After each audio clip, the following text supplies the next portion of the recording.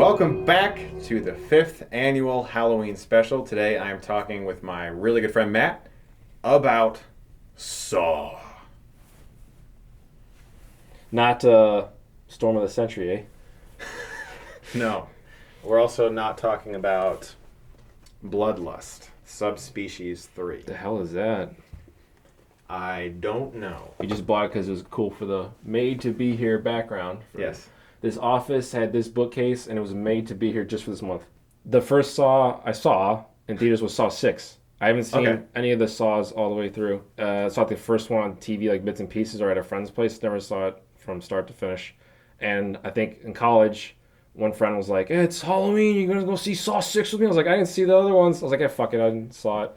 And really liked it. I was like, I got to see the rest of them. So I watched all of them and then saw 7 in theaters, and now we're getting a new one, so... Yeah, Jigsaw's coming out, so that's one of the reasons we're talking about Saw today, as well as the fact that it's Halloween, and Saw has basically become synonymous with Halloween. Yeah, at least it used 7. to be. Yeah. The first 7 were all released every Halloween. They made one every year because they're incredibly cheap to make. Yeah. This first one, though, was very psychological. It was more about using a violent act to preach a moral or tell a story or make some sort of emotional impact. It wasn't just about like a really gory trap that Jigsaw made. It was more about like, hey, there's a couple people here, and as a serial killer, he wanted to tell them the things they were doing wrong in life by presenting a horrible trap in which they would have to get out of it that was also like a metaphor for whatever they were doing in real life that was wrong. For a while, I hadn't seen any of the Saw sequels. I had only seen the first one. I remember when it came out, it was one of those like everyone's talking about it type thing. It was.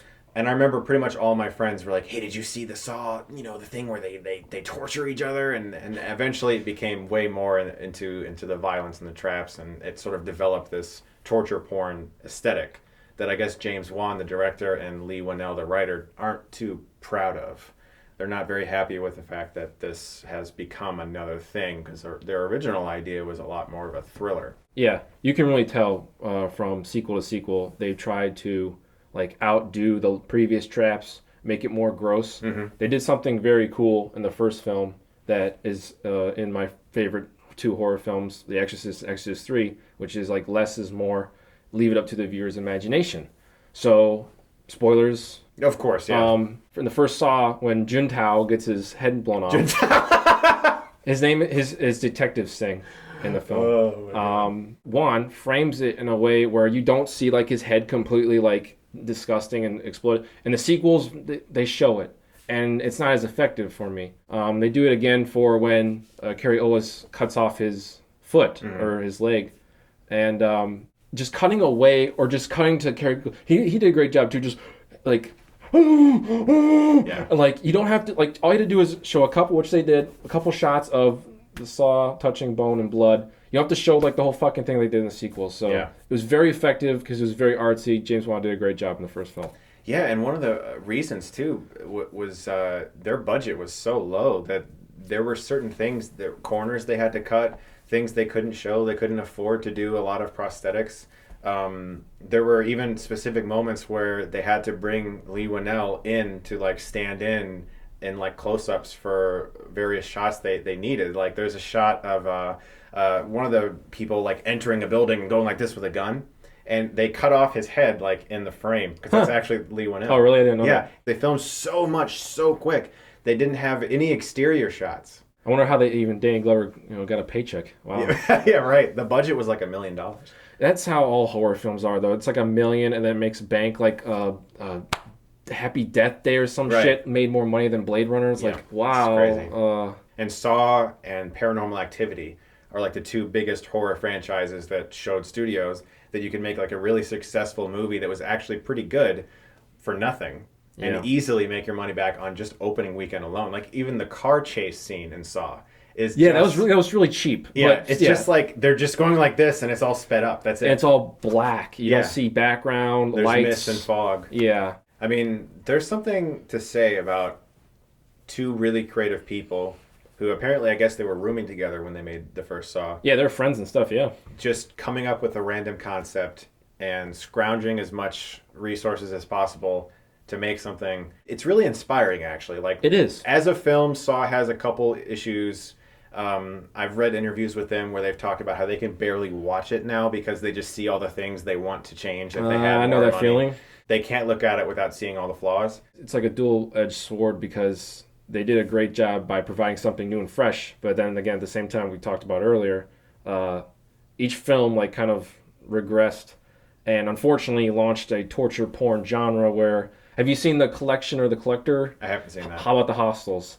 I have skipped the hospitals. They're not. None of those are good. The Collection and Collector have Charlie Closter did the music for Saw. Okay. And star Josh Stewart, who was in Dark Knight Rises. That's weird. I just wore that. I didn't think about that. But they're like 5 out of 10, 6 out of 10s. But like no other torture porn film, in my opinion, is good as the first one. Probably because they did the artsy stuff. The less is more. Even if they did have a lower budget. The best movies I've ever seen that have torture as the theme are the first Saw and this film called The Loved Ones that was from the director of The Devil's Candy. Oh, okay. That was an actual pretty good torture movie. But the thing that I like about Saw and why I didn't initially watch it was because it was so heavily shrouded by this, it's torture, it's gross, it's disgusting. I was like, I don't want to watch that if it's True. just a bunch of people like hurting themselves. Yeah. So it took me a few years to actually watch the first one.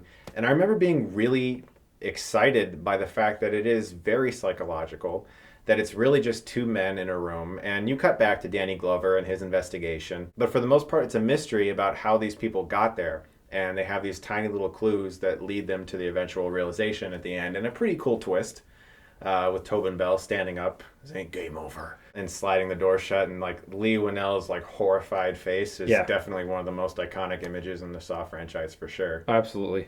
That ending still gets me when Hello Zep starts playing. Honestly,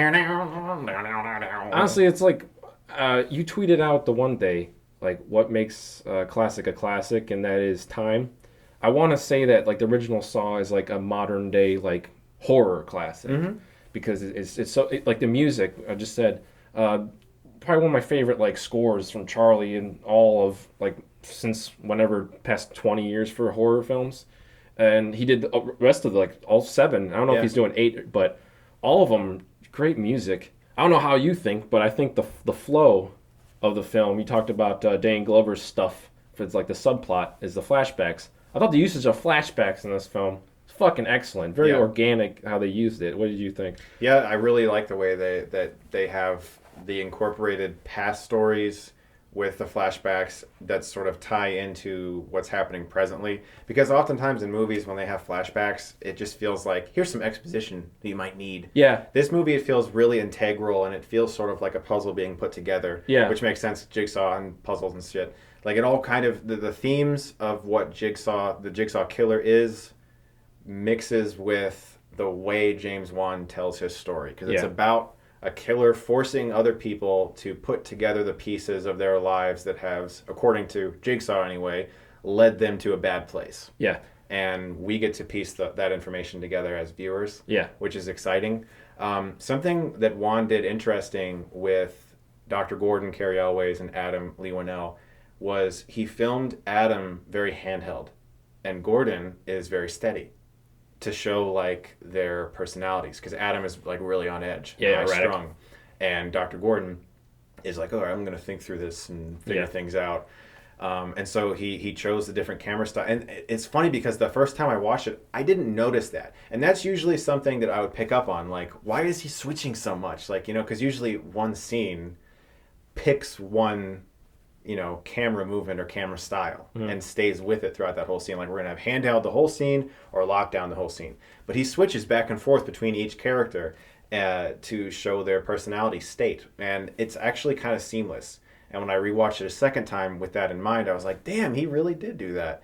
So I like the way Wan approached this movie. It wasn't just like, hey, we have a couple people in a room and we have a couple bloody effects and this cool concept. Like let's make a lot of money. Let's not say anything. No, they really fucking tried. Yeah. And they pulled it off, I think. I have a couple minor flaws. I can overlook the low budget stuff that wasn't perfect. Like there's a shot of Glover and his partner walking up this stairwell and there's like all this mist. And that's a very like film thing that happens. Like, hey, we'll put some fog on the ground. Why is there fog on the ground in a warehouse? Like it's just there to look cool. but there's a lot of shots like that in this movie where they're just using a fog machine to try to create more atmosphere when there really wouldn't be fog dancing around the ground of a warehouse for no reason at all. And sometimes that kind of stuff in movies, it diverts my attention. I also do think Danny Glover's character is a little underdeveloped. I wish there was a little more for him because his obsession with Jigsaw, I think it just feels very random and sudden. And I wish there was a little more development for him, maybe a little more time given to that. But again, if you research the problems they had filming this, they had like no time. They were so high strung when it came to their schedule. They filmed it in such a quick amount of time. I think I have like a couple nitpicks that I don't take off points for, like you said, and then I have one that I do take off 1 point for. The little nitpicks is like they just every time they threw something, it was like never by the person. It was always like way over there. I'm like, wow, you guys have not played football or baseball or anything. Throw the tape recorder. Throw a tape recorder. It's over there. Yeah. Yeah, it happens all the time. Yeah. It's true.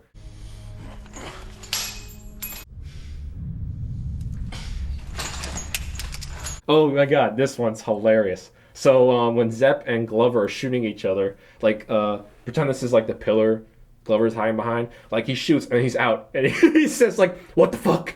I'm like, what? No one says that when you know when you're gonna be out or when you're out you go like fuck or damn it. You don't go what the fuck. It was so funny. I'm not taking points. Especially a cop.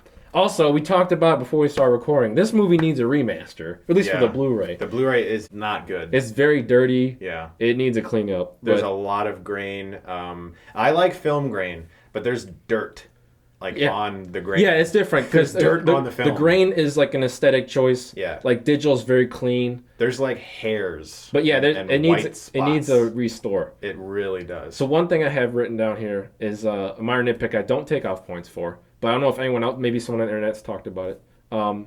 They try to saw the chain, but they don't try to saw the pipe. The two locks that have smaller. Or I have written down, like there's like valves and shit behind Gordon. Just take a valve off, and that's a spike, and you just like jam it up the lock and try to break the lock. Like they don't even try the pipe either, like the rusty pipe. Yeah, it's always like it's either the chain or the foot. Like, do you think the people participating in the game deserve to be participating in the game? Whatever. Do you think they've made a mistake big enough to be there? Yeah. You know, it's. I feel like the sequels got so big into like, you're a terrible person in healthcare.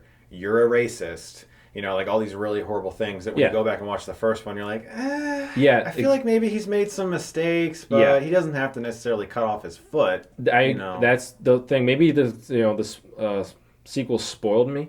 But I'm looking at all of them. Like Zepp, what the fuck did he do to deserve to be poisoned and then have to be forced to kidnap somebody? Yeah. I think Amanda, druggie, maybe. Mm-hmm. Mark, lied and was making money from work. Does he deserve to be burned alive? No. I feel like perhaps Juan and Whannell were setting up Jigsaw to be more of a legitimate psychopath. Yes. In the first. And the sequels took him in more of this methodical, I have a plan type thing. Yeah. He obviously has a plan in the first, and he's thought it all out very clearly. Mm-hmm. But I think he was a little more psychopath, enjoying the whole killing aspect or forcing other people to kill in the first. Or mutilate their bodies, yeah. Yeah. And in the second, and the third, and the fourth, it became more of you have a problem, I have a problem with you. Do you want to play a game? You're a racist. You're a horrible healthcare provider. I'm going to kill you. You know, and so I can see why you'd say that. Yeah. And I think I have an answer for that too. Like, what are you wearing right now? Like, that's a T-shirt with Billy on it. Yeah. And Jigsaw and Billy and the whole symbol has become this own thing, and it's marketable. So let's make him a good guy by killing bad people rather than killing wishy-washy situations. Yeah. Yeah. That's another question I do have with the entire franchise, having watched all 7. What controls this puppet? Who wheels the puppet out? Who times the jaw with the words?